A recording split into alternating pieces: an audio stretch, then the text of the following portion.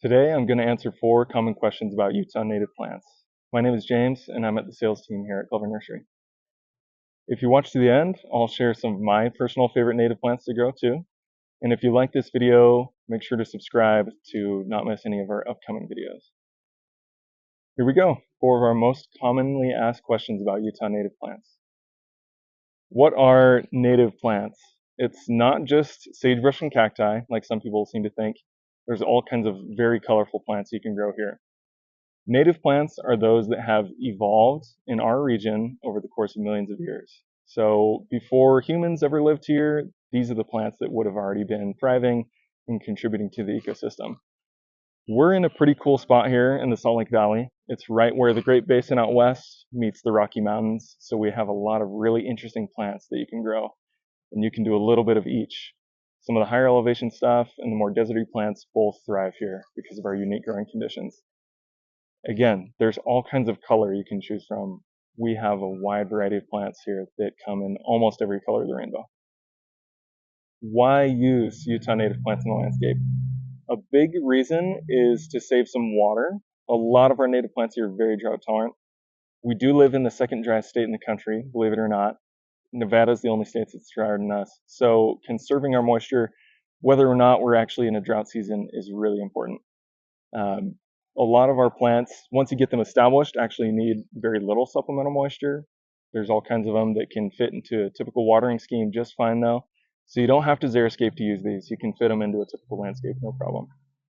One of my favorite reasons to use these, and to me one of the most important, is the ecology. So since these plants evolved for such a long time with all the other organisms and the geology and the weather systems here, they have all these really unique and interesting relationships and webs of relationships. There are some plants that only are pollinated by one type of bee, and conserving both the plant and the insect will really tie into all the other interesting relationships that are here too. Utah alone has almost 900 species of native bees, which is really cool. It's not just honeybees. There's all kinds of really interesting sweat bees, mining bees, places or bees you don't see anywhere else in the world. So supporting the insects is paramount, and using native plants is the best way to achieve that. Maintenance is a huge part of it too. Since these plants are adapted to our conditions, you don't need to fuss with them. Most of them don't even want much maintenance. There's not much fertilizer needed because they like poor soil. They don't need to be trimmed that regularly because, again, they've adapted to life without it just fine. You can certainly get out there and deadhead if you like to keep things neat, but for the most part, a lot of these plants do not need much work. Maybe just an annual haircut to keep them looking fresh. There's also the big part, why should we care about these sorts of things? You know, not everybody loves having bees in their yard and whatnot, and I understand that. But with the development and whatnot that's happened in the valley, sometimes these little pockets of habitat make the world of difference for all kinds of critters.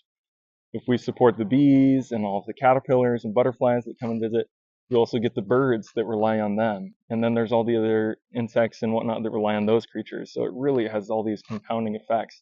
And just having 1 or 2 native plants in your yard can make a huge difference. It's also really rewarding and fulfilling to come home after a day and look at all the cool life that's active in your yard. There's all kinds of butterflies that are native to Utah too, not to mention our birds.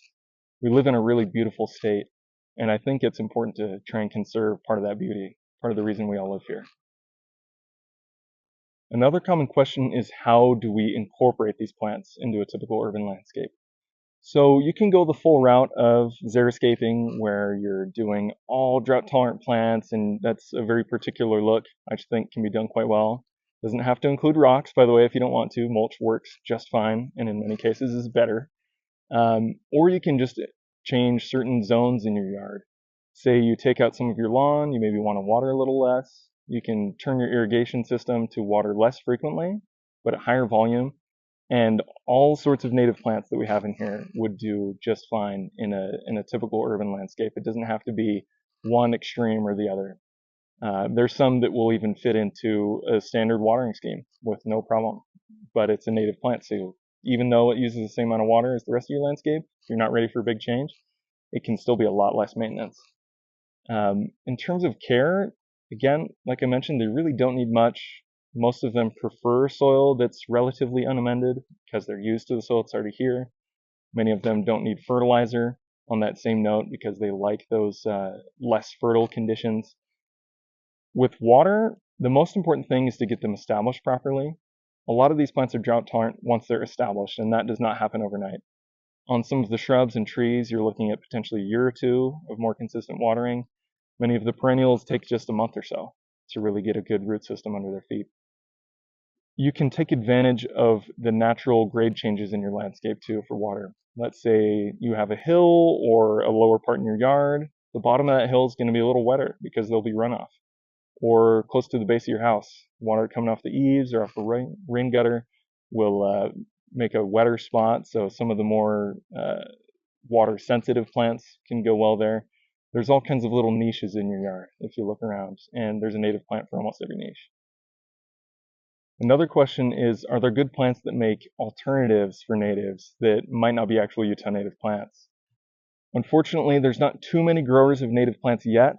There's plenty of demand and it's really picking up, but it can't always be easy to find the exact plants you might read about or we might suggest. There's other things you can do though. There's a lot of plants that have evolved in places with similar growing conditions, and so they can do quite well here.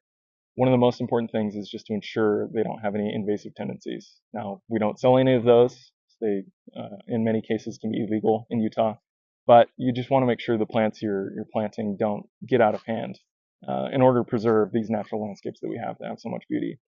Many of the Mediterranean plants like lavender, rosemary, sages, they do really well here because they have similar growing conditions to our climate. They also are fairly drought tolerant, and many of them will support bees. Might not always be native bees, but insect diversity in general is always great to foster if we can. If possible, ideally you'll choose native plants. They'll make the biggest impact ecologically. They'll be the least amount of work when it comes to maintenance. And you don't have to worry about anything getting out of hand because they're already adapted to our conditions. And all the other plants and critters that have evolved here too help keep each other in check. Invasive plants could be introduced from somewhere else and they don't have those checks and balances anymore, so they can get out of hand. And lastly, what are my favorites? There's a lot of options and it's really hard to narrow it down, but I do have a few that I would say, if you have an option, plant these over the others. A couple of them are keystone species, meaning they support a vastly larger amount of life than some other plants. So one of my favorites, even though it's maybe not the showiest, is scrub oak or gamble oak. A lot of people, especially if you're up on the benches in our mountains here, have them in their yard naturally. You might not think they're the showiest plant. Oaks, not just here, but across the US and the world, support a wide variety of insects that are very beneficial. In Utah alone, gamble oak supports about 280, I think, species of caterpillars, and those caterpillars turn into moths and butterflies. That's a really great food source for all kinds of birds too. Not to mention all the other wildlife like birds and squirrels that'll just eat the acorns directly anyway. They're also a really good foster plant for other things to grow underneath. Scrub oak can come in an area that might be kind of dry and rocky, and they can make that habitat much more favorable for all kinds of other cool plants. So that's one of my favorites. I also love the penstemons. Utah has more penstemons than any other state, which is a really cool claim that we can make. They come in almost every color: red, yellow, orange, blue, purple, pink, white. They're really easy to grow. There are some species that are hummingbird magnets like firecracker penstemon and cardinal penstemon. There are others that bees really love like Rocky Mountain penstemon and Palmer's penstemon.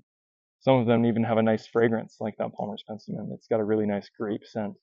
They'll naturalize in your yard and fill in an area quite nicely. Those are two of my favorites for sure. There's also a couple that have a really long bloom season, like globe mallow. Got apricot orange flowers. Really, really pretty color. They'll bloom for a good chunk of summer, especially if they get the occasional supplemental water.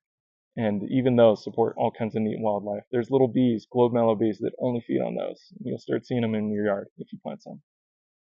Thanks for joining us. If you have any questions or want to pick up some Utah native plants, come on over and see us at Glover Nursery.